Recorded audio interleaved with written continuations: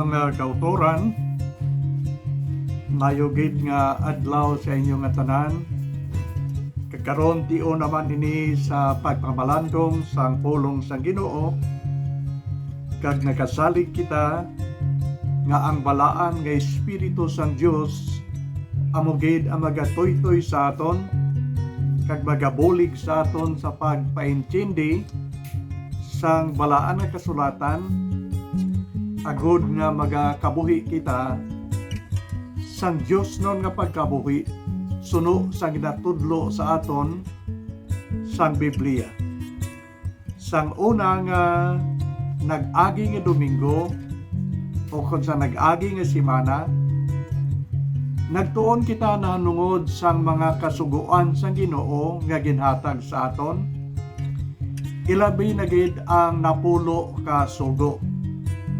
Kagini makita sa Exodus kapitulo 20 halin sa 1 tubtob sa 17. Kag napulo ka sugo ginatawag man ini nga moral law.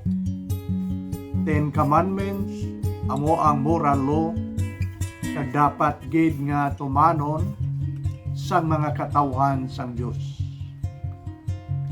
Ang 10 commandments napulo ka sugo ginhatag ini sang Dios paagi kay Moses, kag si Moses upod sa mga katawhan sang Ginoo amo ang nagatudlo sang napulo ka sugo.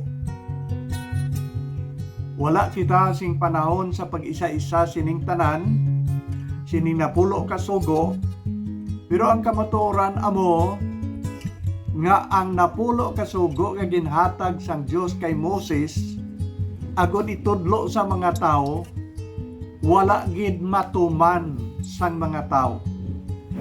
Halin sang una tubtob subong, wala sing bisan isa ka tao nga nakatuman sang napulo ka sugo. Wala sing dako nga epekto sa kabuhi sang mga tao. Isa lang kabagay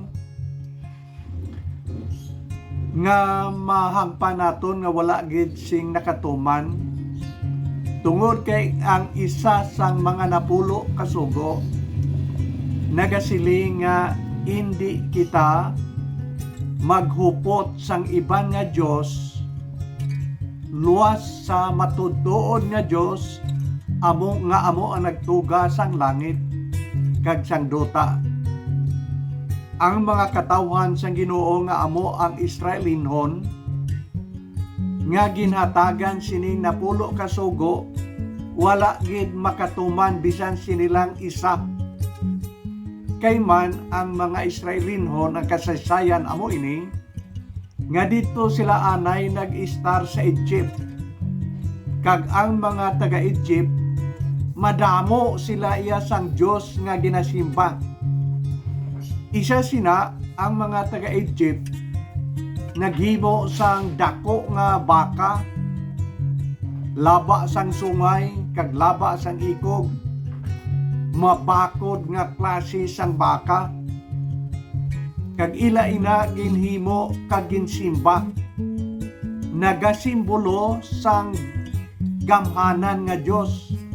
Ang baka nga dako nga laba sungay nga ila ginasimba nagatudlo sa ila nga ang ila Dios nga ginasimba nga amo ina ang baka tama kagamhanan.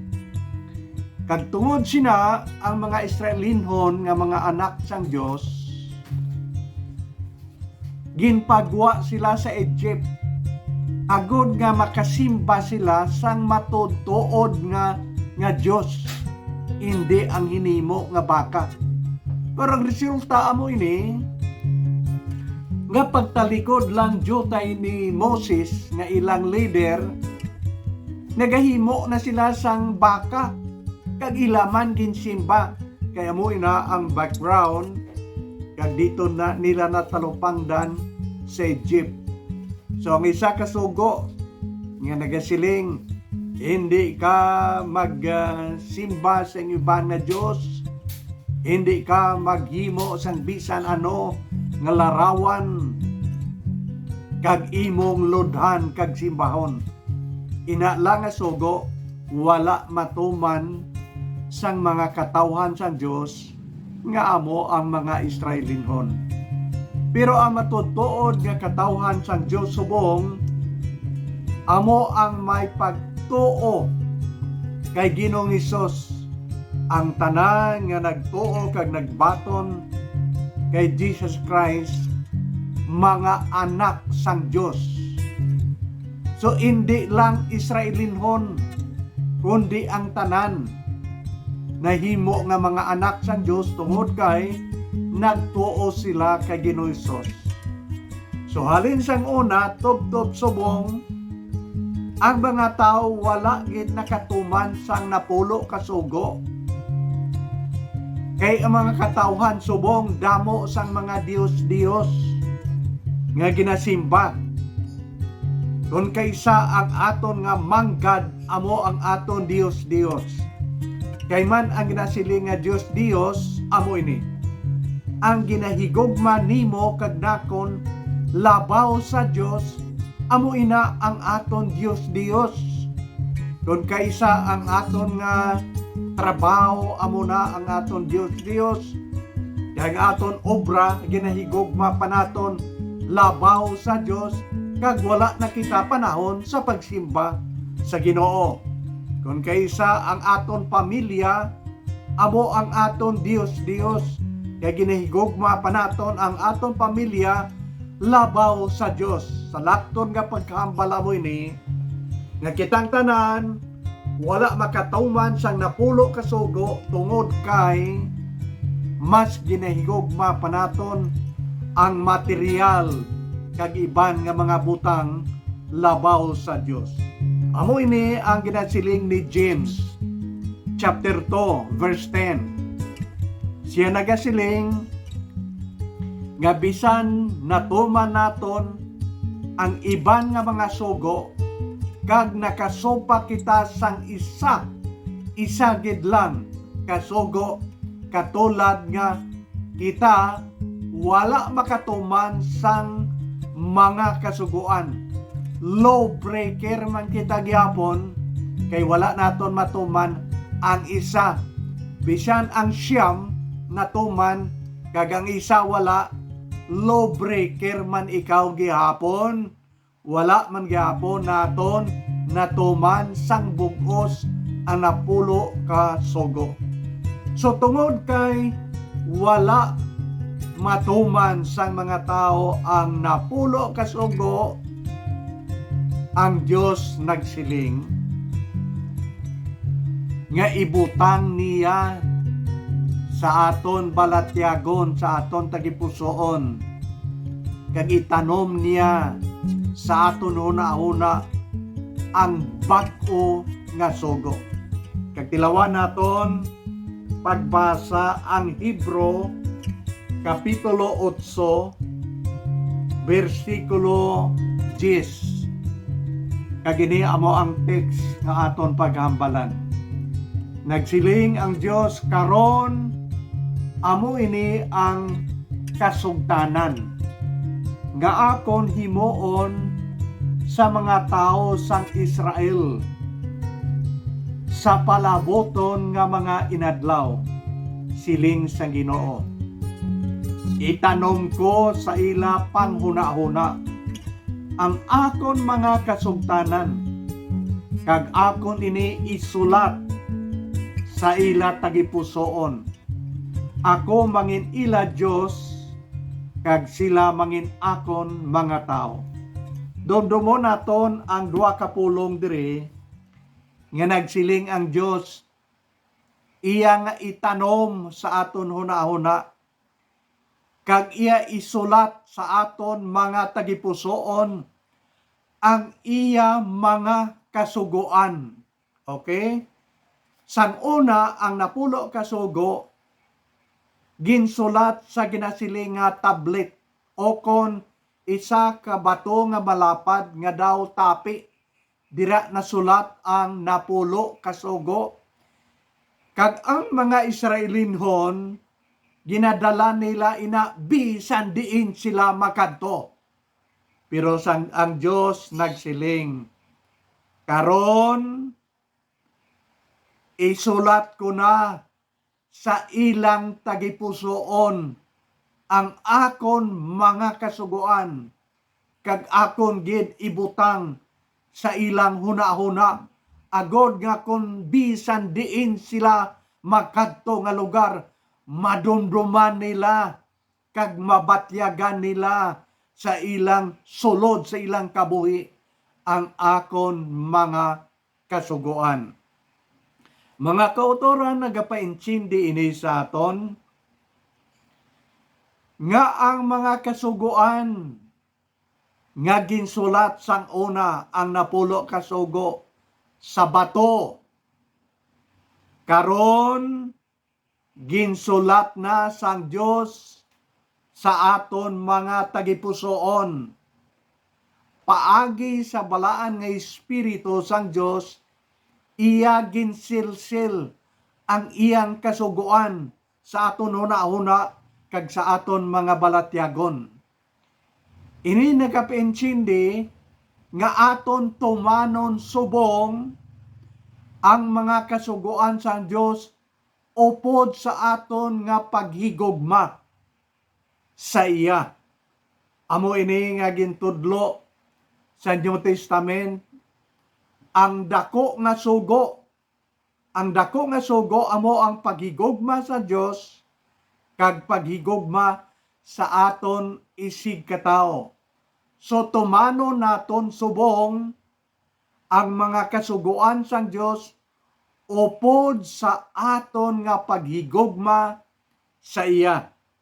Hindi igo nga memoryahon lang naton ang mga kasugoan, kundi nga aton batyagon ang mga sugo sang Dios kag tumano naton ini nga may paghigugma sa Dios sa bug-os naton nga kabuhi. So amo ini ang plastada naman subong nga ang Dios nagahambal sa aton nga tumano naton ang iyang mga sugo sa bug-os gid naton nga tagipusoon. Kung sa aton pa inupdan sang paghigugma ang pagtuman naton sang iya mga sugo, subong hindi pareha sang una nga pwede mo lang memoryahon sag uluhon ang mga sugo nga wala man ginatuman. Karon iya aton sundon ang mga sugo sang Dios upod sa aton nga paghigugma sa Ginoo. Kay kun magahimo kita sang mga bagay nga wala man naton ginahigugma ang Dios, hindi ina makahimaya kag makadayaw sa Ginoo. Okay, ari ang ginasiling sang balaan nga kasulatan sa aton. Ang ginatudlo sa 1 John chapter 4 verse 7 kag 8 amo ini nga ang Dios gugma. Okay? Ang Dios gugma. Kung ina nga Dios ginhupta na naton sa aton mga kabuhi, kita may gahumman sa pagtuman sang mga sugo sang Dios upod sa paghigugma nga inupdan sang gugma. Tungod kay ang Dios nga nagahigugma sa aton, ari na sulod sa aton mga kabuhi. Kung ina nga Dios nga amo ang gugma, wala sa aton kasing-kasing, hindi kita sarang makahimo sang bisan anong bagay sa kalibutan nga inupdan sang paghigugma, tungod kay ang Dios nga amo ang gugma wala sa aton. Kung aton mabaton ina nga Dios nga amo ang gugma, then sarang kita makahimo sang mga butang nga inupdan sang paghigugma. Dumdumo naton nga ang Dios nagpadala siyang bugtong anak tungod kay ginahigugma niya kita. Kag si Kristo man naghalad siyang kabuhi didto sa cross, nagpalansang siya tungod kay ginahigugma niya kita. Kagamo ini ang ginasiling sang Romans chapter 5 verse 8. Siling sang balaan nga kasulatan, ginpakita sang Dios ang iya nga dako nga paghigugma sa aton, nga bisan sang mga makasasala pa kita, si Kristo naghalad siyang kabuhi sa cross para sa aton. Sa ang tanan ginhimo sang Dios sa aton tungod kay nahigugma siya sing labi sa aton. Kagina nga Dios nga nagahigugma sa aton, nagapaabot man nga kita magahimo kag magaalagad sa iya upod sang aton gid nga paghigugma sa iya bilang balos sang aton nga paghigugma sa iya. Domdomon gid naton ang ginsiling sang Bible nga ginsulat niya ang iyang kasuguan sa aton tagipusoon, nagatudlo nga tumano naton ang iyang mga ginapahimo, ang iyang kasuguan, upod sa aton nga paghigugma sa iya. Kay siya ang Dios nga una sa tanan na higugma sa aton. Kag sulito nakon ang akon ginhambal, nga kon maghimo kita sang isa ka bagay nga hindi inupdan sang paghigugma, siya wala nagakalipay kag wala siya nahamuot sang aton mga ginahimo.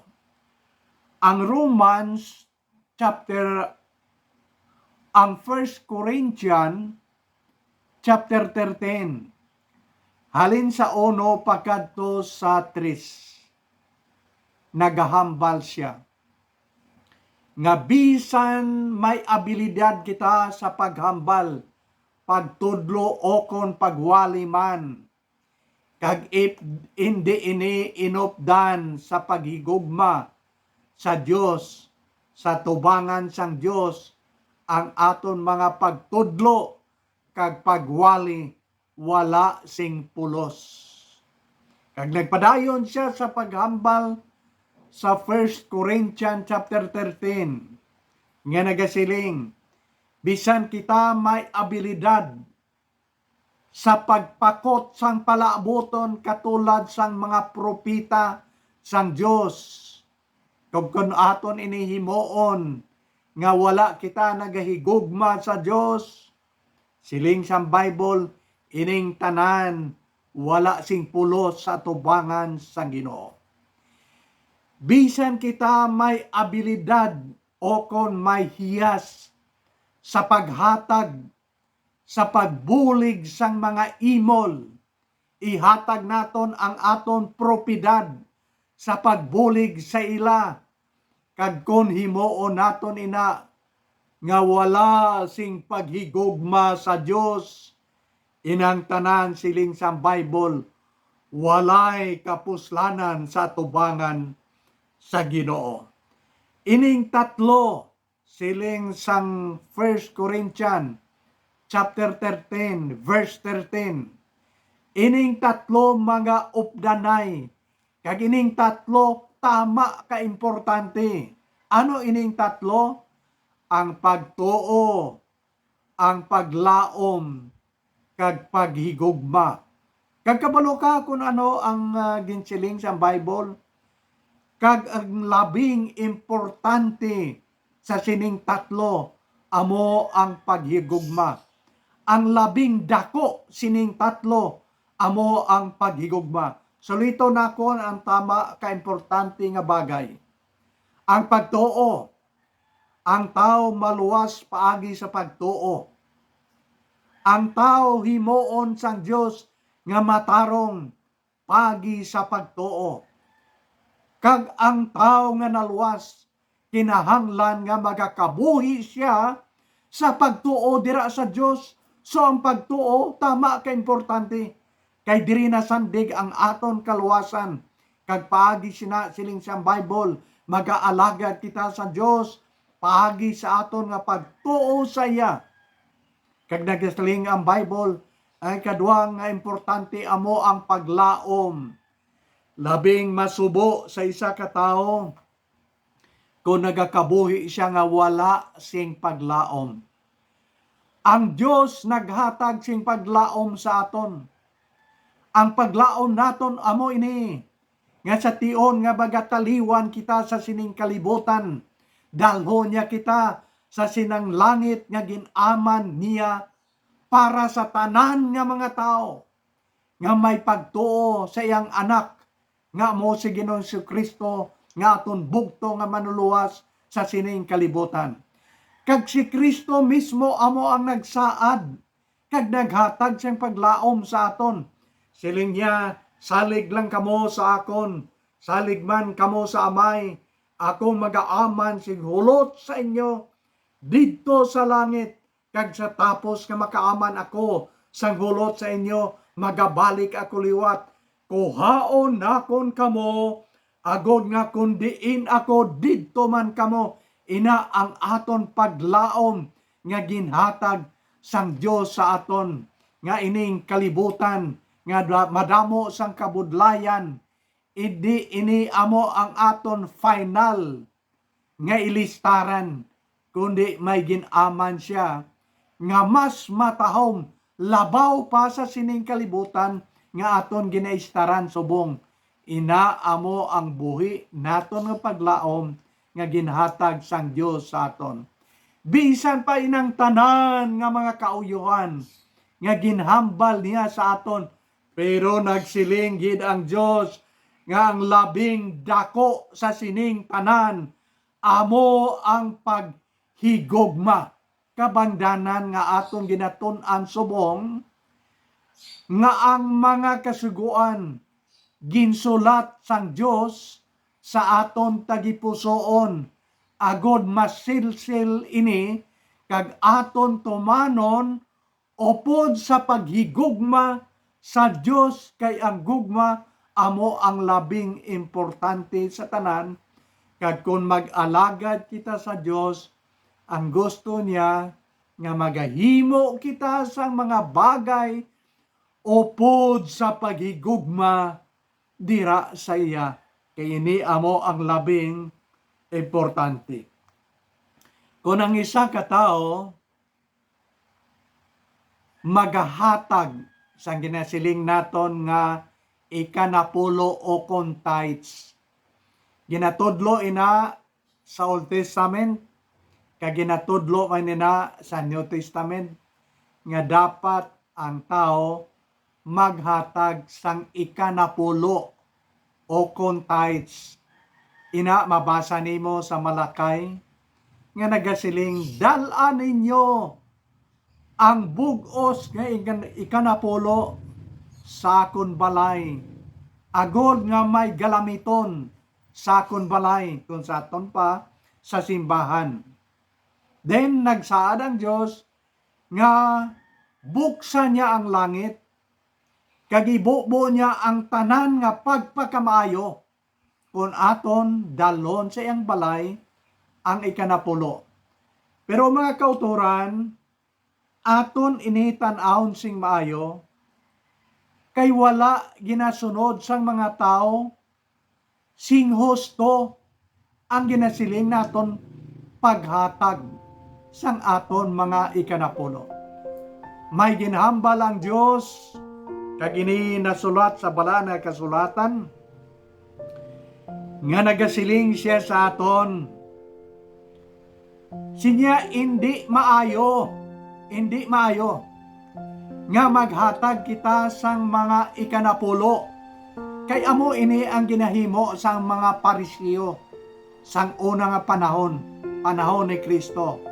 Tama sila kay strikto, bisan pa ang ilang mga panakot sa ilang pagluto, katulad sang luya, katulad sang tanglad, iban pa nga mga panakot, ginabaligya nila ina waan sang 10%, amo ina ang ikanapulo kag ginahatag dito sa templo. Pero ang siling ni Jesus Christ sa ila amo ini, maayo man ina pero ginahatag nila nga wala sang paghigugma sa Dios. Ginahimo nila ina nga hindi inupdan sang paghigugma. Kung sa aton pa, nagapadayaw-dayaw lang sila. Nga ginahatag kuno nila ang tanan nga ikanapulo, pero ginahimo nila ina nga hindi inupdan sang paghigugma. Siling ni Kristo sa ila hindi maayo. Dapat nga himuon ninyo ining tanan nga may paghigugma sa Dios. Ang labing importante hindi ang loy-a kag tanglad o kon ikanapulo. Ang labing importante amo ang paghigugma sa Dios. Mga kauturan, madamong salamat. Kabay nga ang Dios magapadayon sa pag-upod sa aton kag sa paghatag sa aton sang paghidaayat samtang kita mag-aalagad sa iya sa sining kalibutan.